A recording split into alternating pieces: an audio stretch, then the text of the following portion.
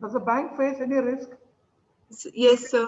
What are those risks? Can you guess it So, or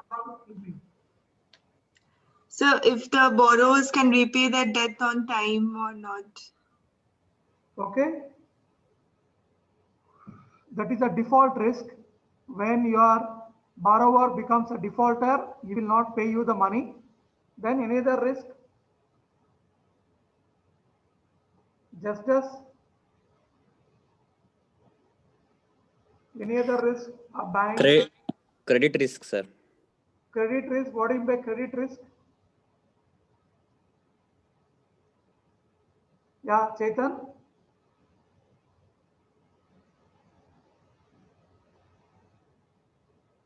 Chetan, are you listening?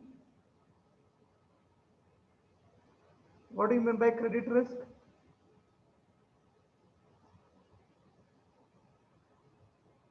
Okay. See, bank also faces a lot of risk. Okay, like market risk.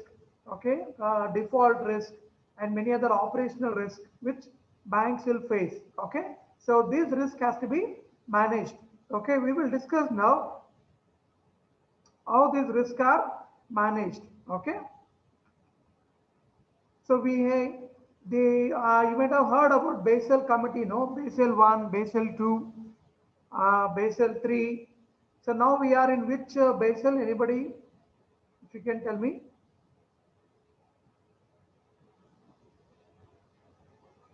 Which Basel now currently you are following? 3, sir. 3, okay. So first we will look into what you mean by Basel, and then we'll go to Basel 1, 2 and 3, okay. So it is established in 1974 by central bank governors of G10 countries across border banking issues. So this is mainly was done during when there was a international currency and banking market disturbances were there. So all these G10 countries, central bank governors and heads of supervision, they came together and they formed the Basel Committee. Okay, you can see the countries which were there in that: Belgium, Canada, France, Germany, Italy, Japan, okay, Luxembourg, Netherlands, Spain, Sweden, okay, Switzerland, and UK and US. Okay, so this committee was designed as a forum for regular cooperation between its member countries on banking supervision matters, and its aim is to enhance financial stability by improving supervisory know-how and the quality of banking supervision worldwide. Okay, this was mainly to create a cooperation between these G10 countries and to make sure that there is an enhanced financial stability by improving supervisory, okay, and the quality of banking supervision worldwide has to be done. So Basel Committee, they formulates the supervisory standards and guidelines, like how we have accounting standards, okay, like how we have IFRS. Similarly, for bank, there is a Basel Committee which is being designed, which will design the standards and guidelines for the countries all over the world to form the supervisory standards and guidelines.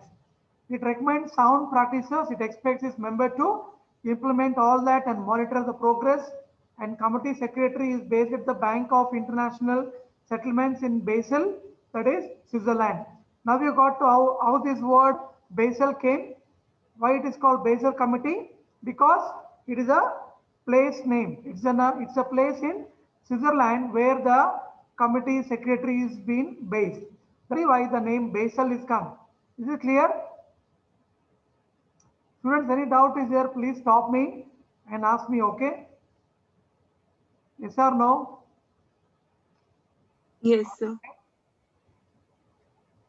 Yeah, so currently we have 28 member countries now in Basel. And meetings are conducted 3 to 4 times in a year. Okay, please underline that 3 to 4 times in a year. See, when you go for interview, they'll ask you all this. Please make note of this. It has a various subcommittees like Committee on the Global Financial System, Committee on Payment and Market Infrastructure, and etc. And Basel I.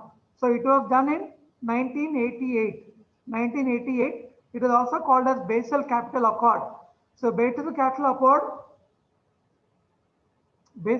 Accord established minimum capital requirement for banks, that is called capital adequacy ratio. Have you heard about this? What is capital adequacy ratio? Anybody? I think last class when The recapitalization, sir. Pardon? So recapitalization to meet the minimum capital requirement for the banks. So No, not recapitalization. Anybody? This was done in the previous committee or previous presentation. Okay. If you don't know, okay, please understand. It's very, very important. So how to calculate that capital adequacy? That is total capital what they have divided by risk weighted assets, and it should be equal to or more than 8%. Advantage of this, which is it will provide safety and soundness, depositor protection, cushion against unexpected losses, brings in discipline in risk taking, and focused on credit risk by formula based, partially amended in 1996 to include market risk also, and operational risk is not addressed. That means they are not considering operational risk, and simple in its application. It's very simple. It's a formula based, so it's very simple. Produce an easily comparable and verifiable measure for banks' soundness.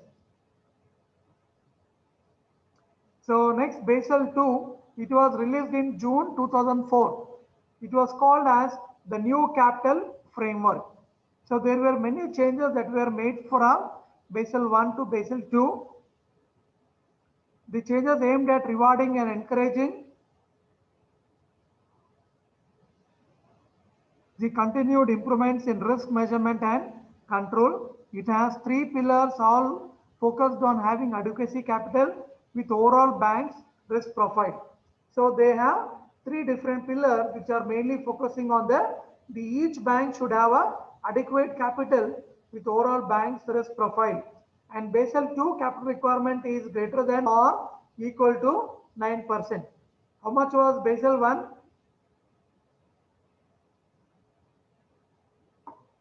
How much was Basel I? 8%. How much? Say 8.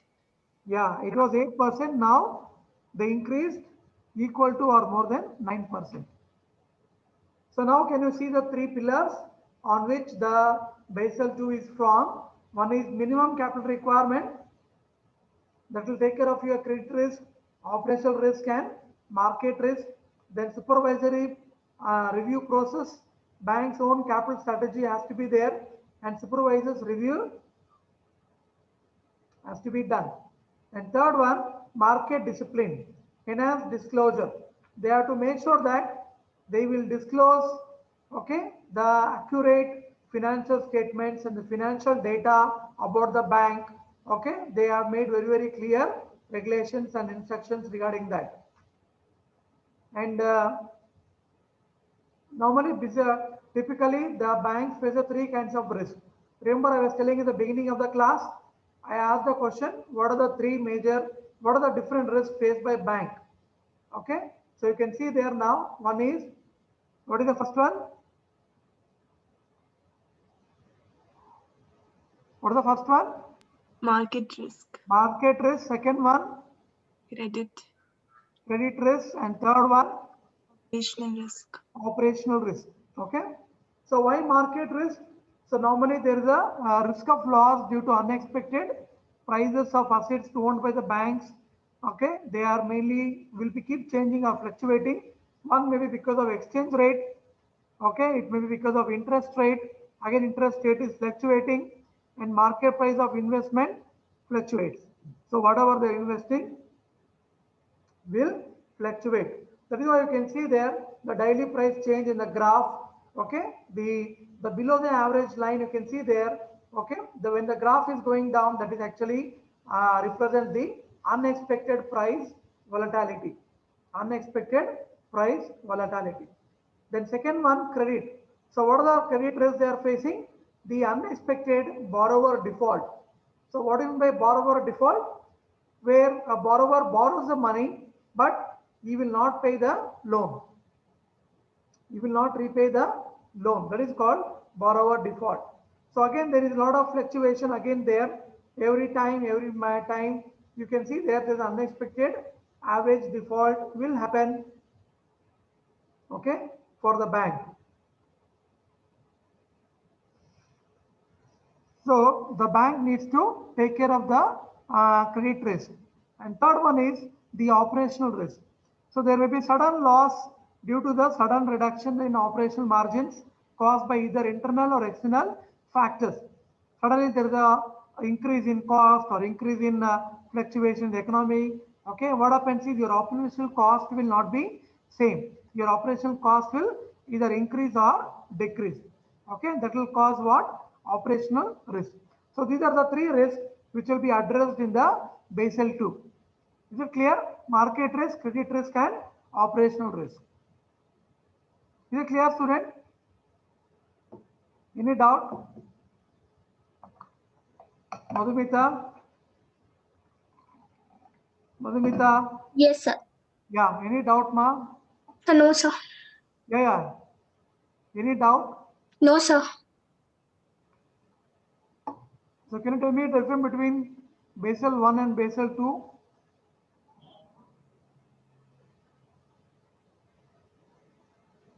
Yeah. Madhumita? Are you able to hear me?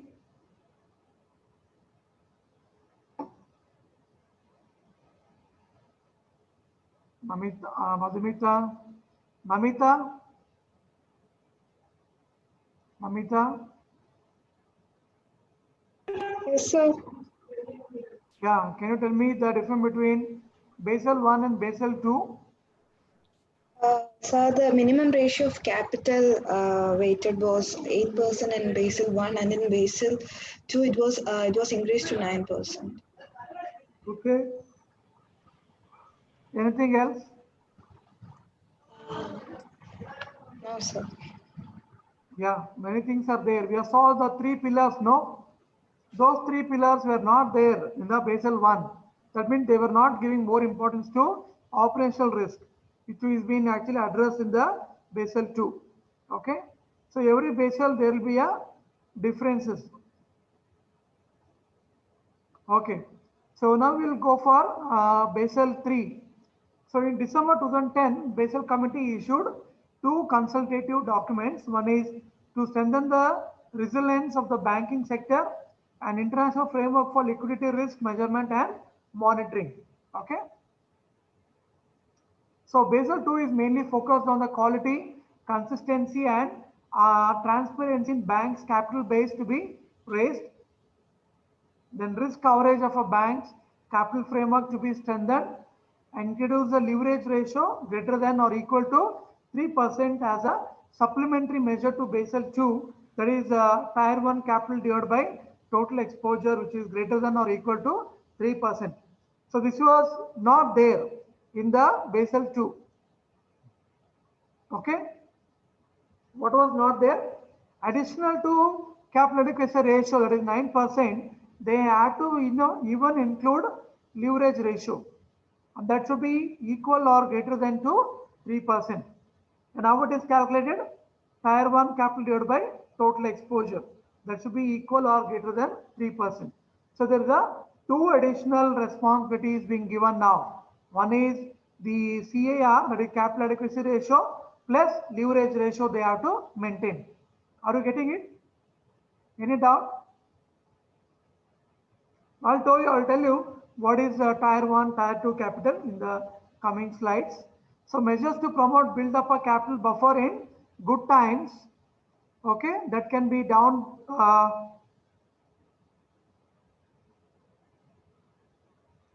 that can be drawn upon in periods of stress. So that has been done that, and global minimum liquidity standard for international active banks. Okay, that is been done. That is liquidity coverage ratio that has been formed, and how it is calculated. High quality liquid asset divided by total net liquidity outflow over 30 days, that should be equal or more than 100%. Okay. That is what you can see there in the changes in the pillars. In first pillar in Basel 2 was minimum liquid requirement, whereas here Basel 1 enhanced minimum liquidity capital, minimum capital and liquidity requirement. That has been done. It should be more than 100%, and then there will be a, so there should be what, leverage ratio. And supervisor review was there, phase 2, and pillar 2 here, supervisor review process for firm-wide risk management and capital planning. And third, disclosure and market discipline. There was Basel 2. Basel 3 is enhanced risk disclosure and market discipline. So they have tried to enhance the all of the three pillars, what you can see there of pillar Basel 2 and 3. Okay, so currently this is very important. In India, we are following what? Basel 3 norms stipulated a capital risk to adjusted currently is 8%. However, as per RBI norms, Indian scheduled commercial banks are required to maintain a CAR of 9%, wherein Indian public sector banks are emphasized to maintain a CAR of 12%. Is it clear?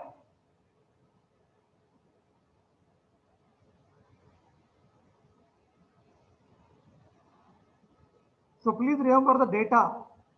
So how much the scheduled commercial banks have to maintain? CAR, what is CAR? 9% capital adequacy ratio. Yeah. So for private companies, private banks, it is 9%, and for nationalized banks, it is 12%. Okay. So always remember, national bank, the adequacy ratio is very high. So what is normal RBI's prudential norms on new capital adequacy and framework?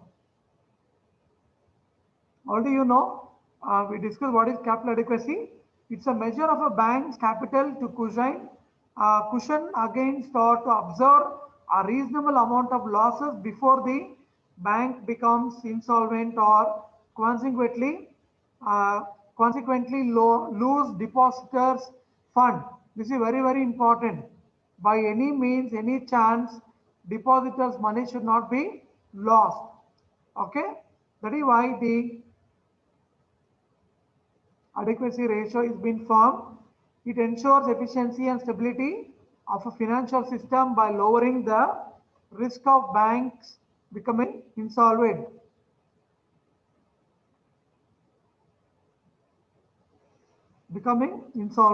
So it's mainly make sure that the banks will not be insolvent, they'll be stable, and your depositors' money is safe. That is why this is what is the minimum requirement of the capital adequacy each bank should have. Okay, and the capital adequacy ratio denotes how much capital a bank has against its loans. Okay, it is also called as a capital risk weighted asset ratio, CRAR. They also called as CAR or CRAR, that is capital risk weighted asset ratio. So now you can see the formula, and I'll show you also how to calculate this with an example. So please listen carefully. So capital adequacy ratio, the formula is Tier 1 plus Tier 2 capital divided by risk weighted asset. So what is Tier 1, Tier 2 capital? Tier 1 capital is equity share capital plus risk, the share premium plus general reserve, which is unencumbered. What is unencumbered? Not having any financial burden. We should be free of any financial burden. And Tier 2 capital, preference share, then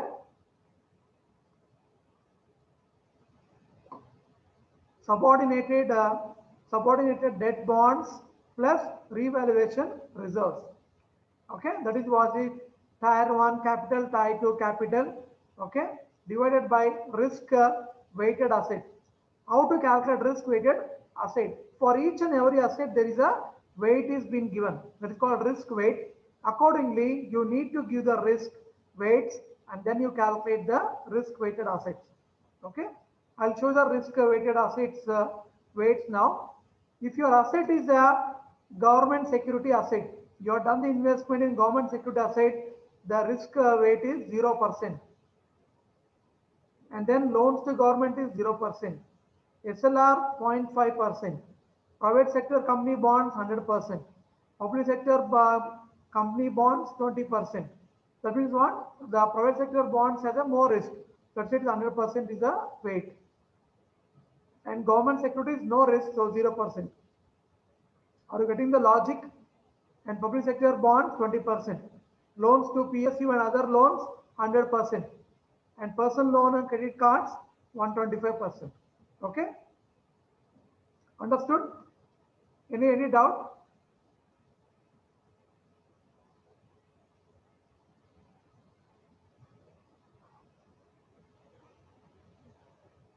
So these rates are given by RBI only. It is actually designed by, say, a Basel committee.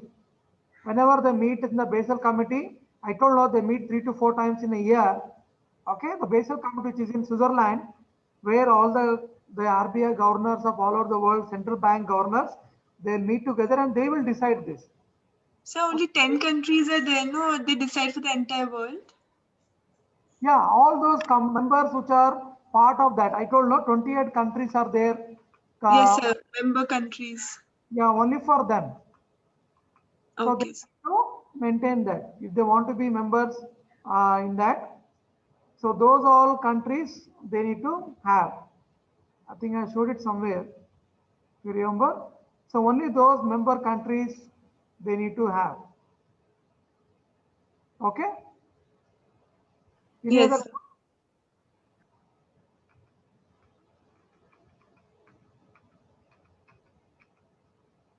Okay, now I'll show you how to calculate. Take for example, a bank is having these are the assets.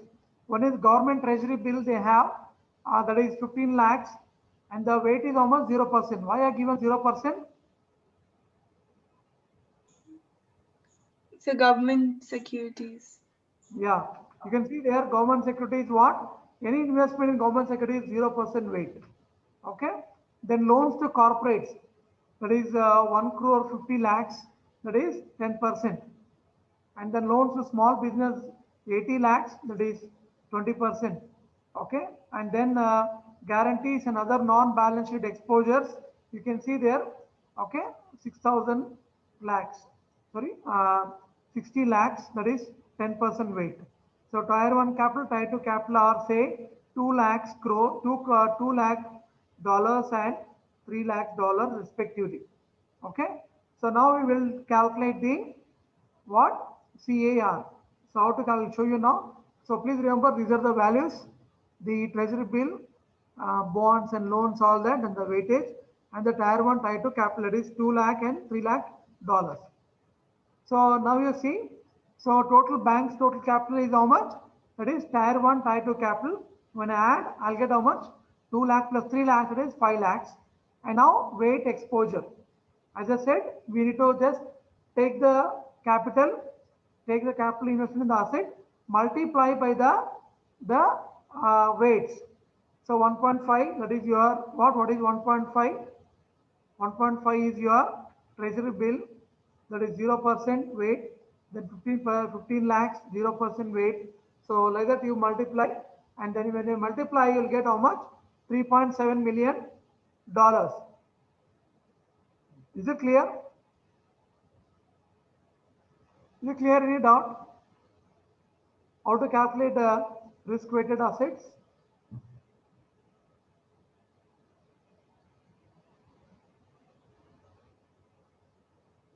Yeah, students. So now I know tier 1, tier 2 capital. I know risk-weighted exposure. Just apply the formula, you'll get the answer. So bank's total capital is $5 lakh, that is 0.5 million, and then the weighted risk-weighted exposure is 3.7. You just divide it, you'll get the percentage. How much you got the percentage?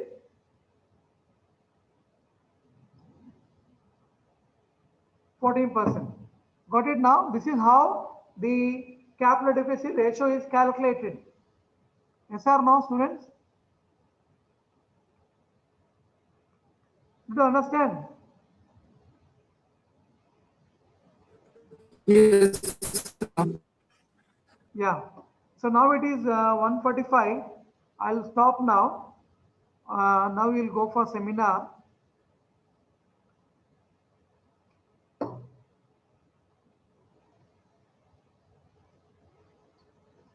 So first two teams is done. Now we'll do the fourth team. That is Chandani, Devika, Jismon, Jofin and Justus. Yeah. Can we have your presentation now? FRDI, Bayesian clause. Jismon? Sir, Chandri is not. She has talent of work, sir. Talent of worker. She cannot come for 5 Yes. minutes and present. I don't think so. What about She's your not online. Rohit Kurian? Yes, sir. We are ready, sir. Yeah, Rohit, Sam, Srireka, Subhasri and Andrita. All are present. Sam is there. Samuel, Subhasri. Yes, sir. Sam is there. Samuel. So he's not there in this meeting, sir. No, can you call him and tell him to assist join Okay. Okay, sir. this portion and then you can leave. Okay, then we'll have this team and one more team I need. Melvin team, Melvin, Namita, Niveen. Is this team ready? Melvin, Zakaria, Namita, Niveen, Pranita, are you ready? So Melvin and Pranit is not there, sir. Why? Pranit is having a medical emergency and Melvin is having work at college. But we are only, in the college. We can't come back. You can attend the class, no? Okay, Pranit is in medical, okay. Then what about Robbie team? Robbie, Rose, Teresa, Renuka, Jamie. Robbie, Rose, Teresa, Renuka, Jamie, please respond. Yeah? Kindly respond, students. Nobody is there from this team? Am I audible, sir? Yeah. Yes, ma'am. Teresa, are you ready? Your team is ready? Sir, Angelin and Renuka is a part of Talento team, sir. So both of our members are not there. Actually, now Renuka is free only because our round is over. You call her, ask her to only present for 5 minutes and she can leave. You call Renuka and who else, Teresa? Renuka and Rose Angelina. Renuka, sir? Sir, it is yes, sir. HR team. So, Please call both of them. Ask them to join for the class, present it 5 minutes and leave. Okay? Excuse me, sir. Yeah. Sir?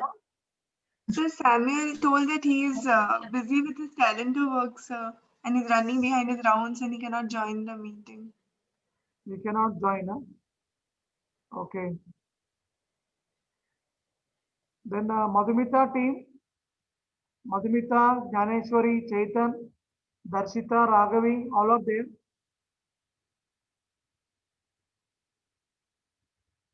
Madhumita, Jnaneshwari, Chaitan, Darshita, Raghavi, please unmute and talk. Is all of there in your team? sir. Yeah, repeat, ma, I can't hear. Madhumita, Sir, Jnaneshwar is not there, sir. She's a part of a Talento team. you please call and ask her, can she join for 5 minutes? Okay, Only sir. I'll ask and let you know, sir. she can finish and she can leave. Okay. Then Junaid Pasha, Vaishnavi, Kirtana, Spandana, Irana.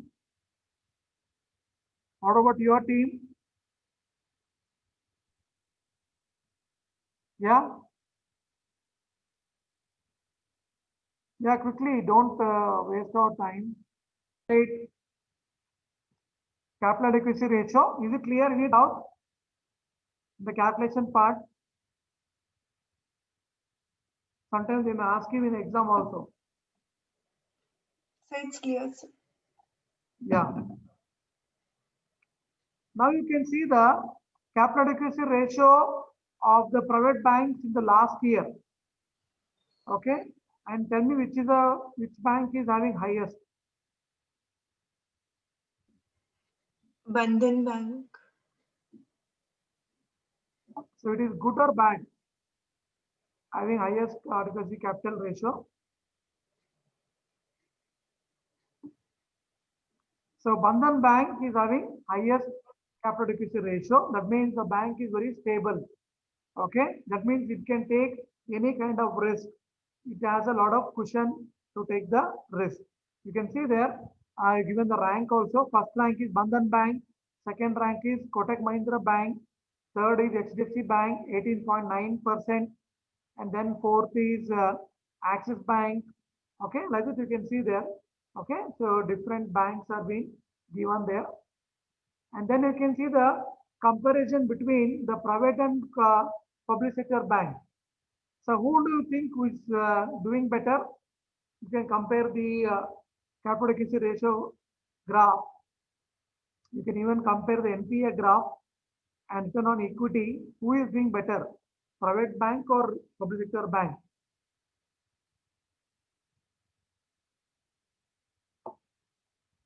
Yeah. Private. Private. Sector. Avinash. Avinash. Can you unmute? Yes, sir. Yeah. Who is doing better? Private banks or public sector bank? You can look at three graphs. The blue line is the private banks and the Yes, red sir. is the public sector bank. Private bank, sir. Okay. Why?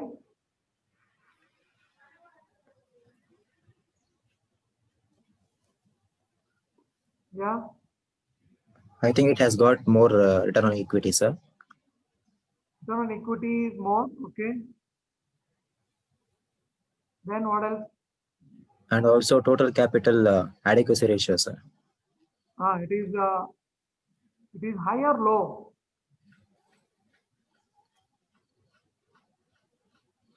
It is high, sir. Yeah. Okay. You can see private sector adequacy ratio is high actually. They're supposed to maintain 9% and public sector should maintain 12%. But you can see there, the private sector is maintaining more than almost, it has reached almost 18% or sometimes. In 2010, 2019, you can see on average they had a 18%. 18%. Far better than the public sector. And you can see the worst 5 banks and the best 5 banks as per CAR. So worst bank you can see the Lakshmi Vilas Bank 3.5. That's why you can see now Lakshmi Vilas Bank is in problem now under moratorium.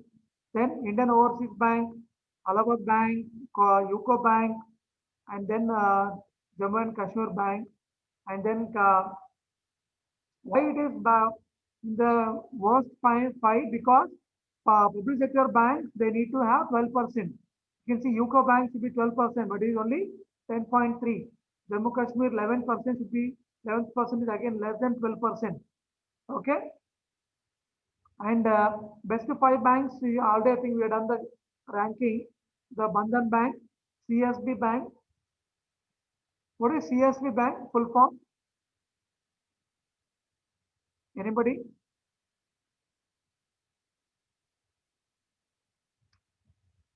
What is CSB Bank?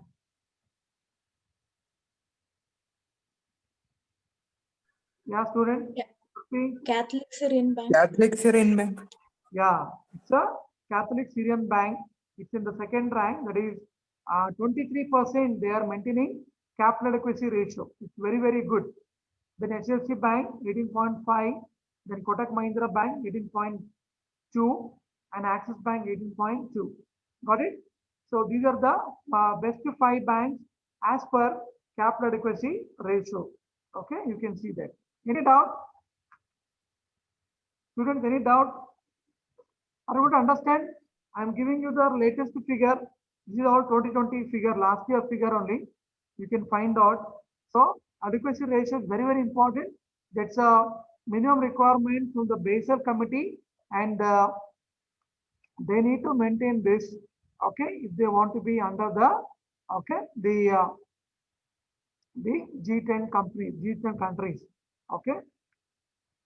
Now you can see this is a where you can see the entire world adequacy ratio. What is that they are maintaining? Various countries which they have been maintaining. See, the Basel committee will say, okay, it is a 9%, but that particular country central bank can decide what is the minimum requirement and what is that they are able to maintain. Can you see this was the data was published by Business Standard in December 2018. So capital adequacy ratio of the banks in various countries in Q2 of 2018. You can see there Indonesia is highest 19.9, then Germany 19.1. Okay, the Brazil, and how much? Where is India? Is India there?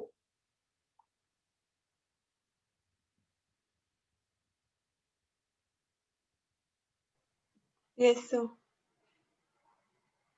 Okay, so where is how much is India average? 14. Average they are maintaining. 14.6. Yeah, that is put together all the banks. That is the private and government sector banks. Then only for public sector bank you can see it is 11.7. Okay, so 11.7. So public sector bank controls 70% of banking industry. So even though overall bank it is 14.6, so there's not much to be happy because the 70% is banking industry is actually controlled by public sector bank, which is 11.7, which is less than 12%. So that you can see there, so public sector banks are there in danger. That means their risk taking capability is very, very less. Their cushion is very less. Okay. And in that you can see there in the footnote. So industry well 11 out of the 12 banks under prompt corrective action framework are from this sector. So where they are undergoing a proactive corrective action. So that is what you can see. So India is actually in the bottom. If I can say in one line, if you look at the mainly the 70% of the industry banking sector, you can say India is having is at the bottom level. That means what? What you can identify from this data? What can you say about the banking industry of India by looking at this data? It's not doing so well, sir. Yeah. India is not doing so well. Indian banks are not doing so well. Okay. Fulfill their minimum capital requirements. Yeah. Anything else? Gayatri? Anita? Jismon? Nivin? Nivin, are you there in the group? Nivin? Yeah.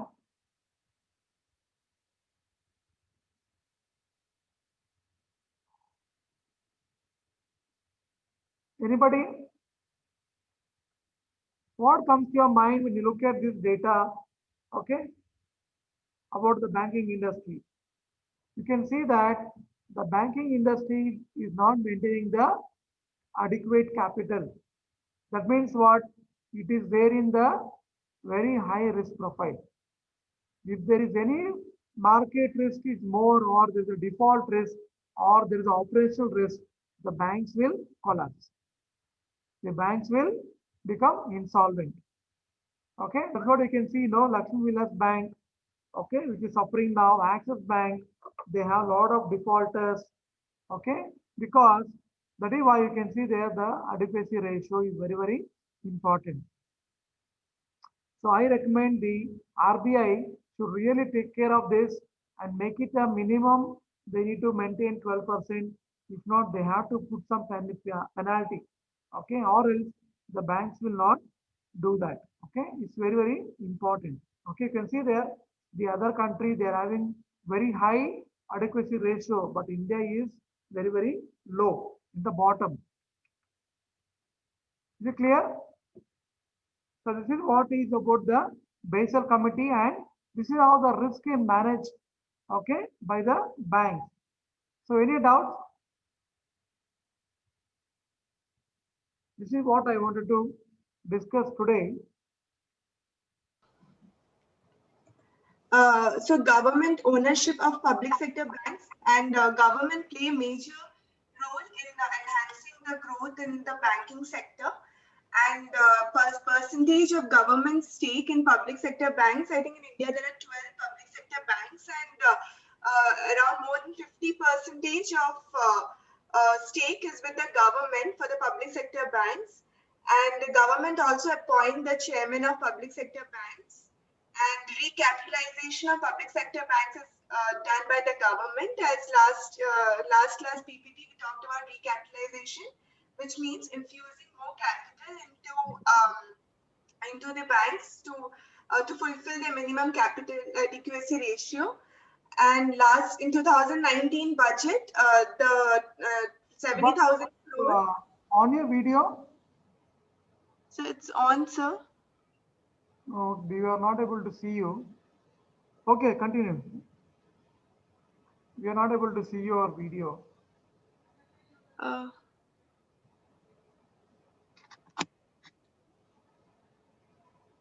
So 1 minute. You having any technical problem? I think so, because my video I've on it. I don't know. Okay, then we will do next week only because time is also getting up. Okay, sir. Yeah. One more thing I wanted to tell you. Can you stop sharing, ma? Yes, sir. Yeah. Yes. One more thing I wanted to share you is many of you not done the assignment. You not submitted the assignment in LMS. Okay. Melvin James is there. Subhashri, I've called the names. You check in the participant list whether the students are there or not. Okay, sir. Melvin James is there. No, sir. Pranita is not there. Sam is not there. Devika. No, sir. Justus is there, I think. Justus. No, sir. I saw in the beginning he was there. So now it's not. Niveen. He's Niveen. there, sir. Yeah, Niveen, please talk, Niveen.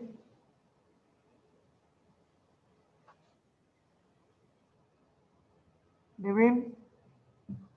See, Niveen, Irana, Soumya, Abhijit Mandal. So all the students have not submitted the assignment till now. If you don't submit, then you will not get the marks. Okay. Sir, I have submitted, sir. Abhijit Mandal, sir. I am submitted, sir. Did I call your name? Yes, sir. Abhijit Mandal, no, see, I'm seeing at the LMS only. It says no submission. Assignment is overdue by 11 days. Sir, I have submitted, sir. Let me check once. You check where you uploaded. Okay, sir. Yeah. And Soumya? Sir. Yeah. Sir, I will upload today, sir.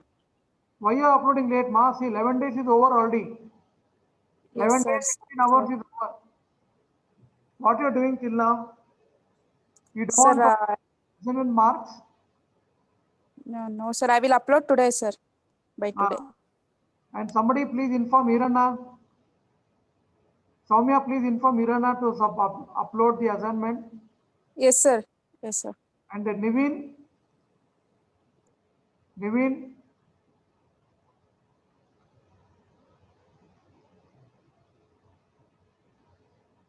Yeah. Subhashri, please note down these names and put in the commercial investment banking note, this thing. WhatsApp. Okay, sir. Yeah. Melvin James, Pranita, Samuel, Yes. and Devika, Justus,